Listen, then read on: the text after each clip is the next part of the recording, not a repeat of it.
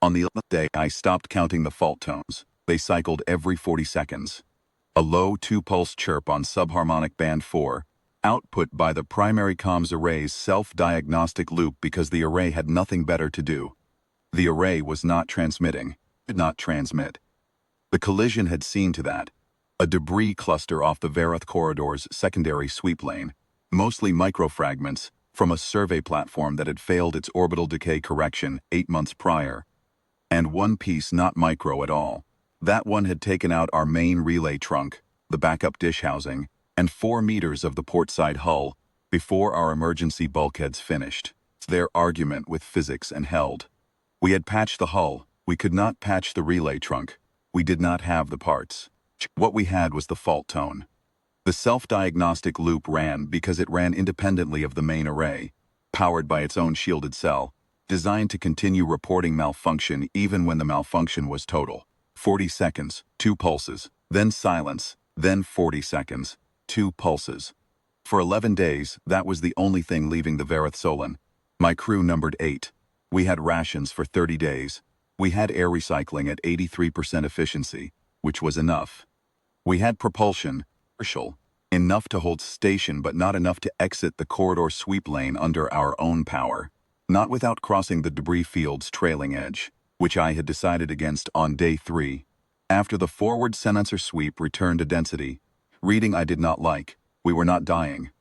We were simply unreachable. The Carevathi Patrol Division's coverage of that corridor section ran a cycle of 19 days.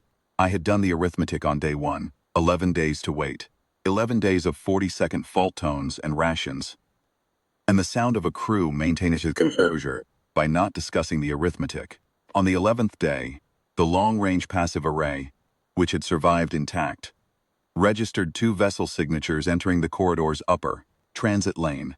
The signatures did not match any Carevathi patrol configuration. I ran the register comparison twice.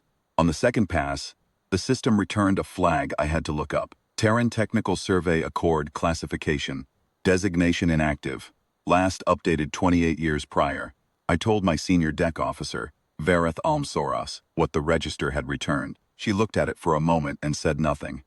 That was, in my experience, the appropriate response to information that does not fit any available category. The 2 vessels came in without hailing. They held a standard tandem approach. One ahead, one following at 200 meters. And the lead vessel brought itself alongside the Verath Solon, precision that told me whoever was on that bridge had done this before, in corridors like this one, with ships in worse condition than mine. Tow line locked to our forward cleat assembly with a mechanical certainty that I found, under the circumstances, unreasonably reassuring. No voice transmission, no text relay, just the line and then the slow steady correction of our drift as the lead vessel began its pull. 40 minutes later, our communications officer found an analog relay signal embedded in the tow line carrier wave. It was not a standard protocol. It was old. A handshake format I did not recognize, but our oldest comm system architecture apparently did, because it decoded without assistance and opened a channel. A human voice came through. Female, unhurried. A particular flatness that I have since come to understand is not indifference, but precision. She gave her name as Captain Mavel Soren, Terran Patrol Tender Kelevar Sound, presently towing us towards the corridor's clear transit marker at Point Orvith 7. The vessel behind us, she said, was the medical corvette Tanavar Line. Both ships had been on a routine corridor survey run when they received a priority dispatch from Terran Deep Grid Monitoring Station 11 Echo. She paused there briefly, in a way that she expected me to ask. I asked. She said the dispatch had been generated by a duty monitor named Essa Orvin, who had been running the Sub-Harmonic monitoring suite at Station 11 Echo, for as best Captain Soren understood it, the last 9 years. Before that, Orvins had served as a technical compliance officer under the Carevathi Terran Mutual Survey Accord, which had governed joint deep corridor technical operations for 16 years before both governments allowed it to lapse 28 years ago. Reasons that Captain Soren described, with admirable restraint, as administrative rather than substantive. When the accord lapsed, the monitoring protocols associated with it were officially retired. Sub-Harmonic Band 4 was struck from the active monitoring register on the Terran side. Terran Deep Grid Station 11 Echo updated its suite accordingly. Duty monitor Essa Orvin had not updated hers. Captain Soren told me this without editorial comment.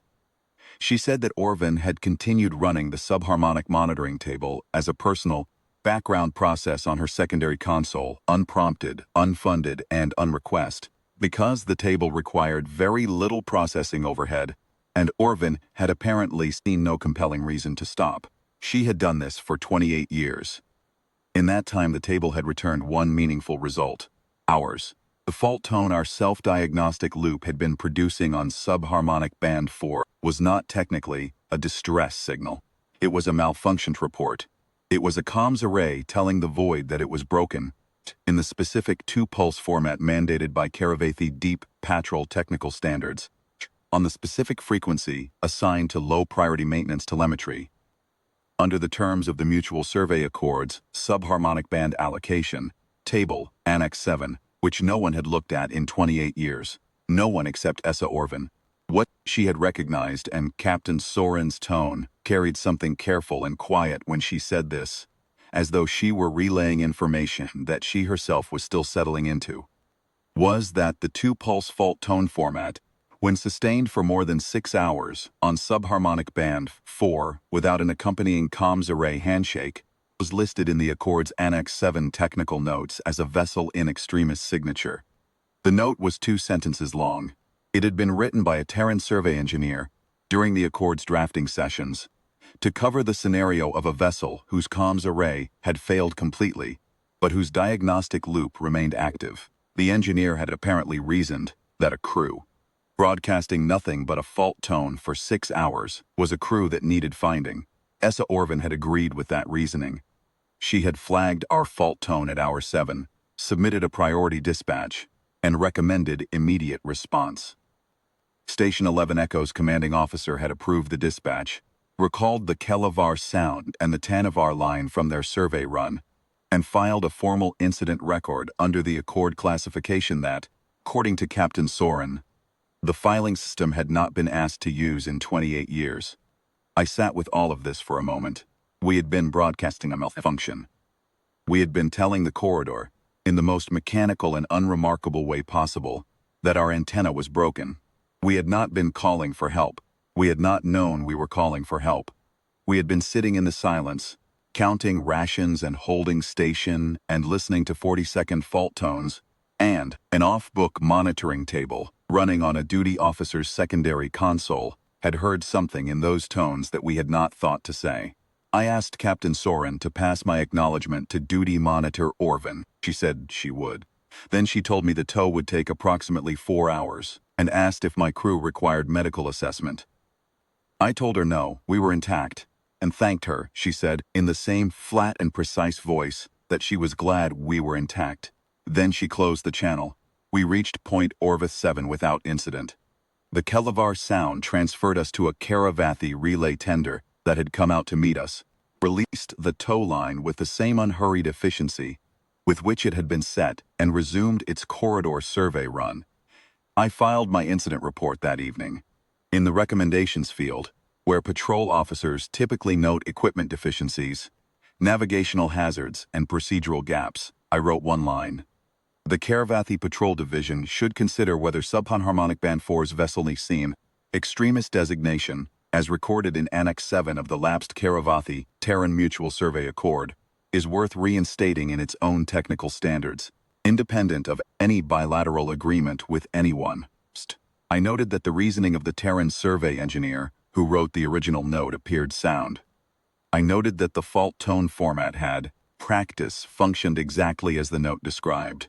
I noted that duty monitor Essa Orvin, who had kept the table active for 28 years without authorization or recognition, had identified our situation correctly and responded to it at hour 7.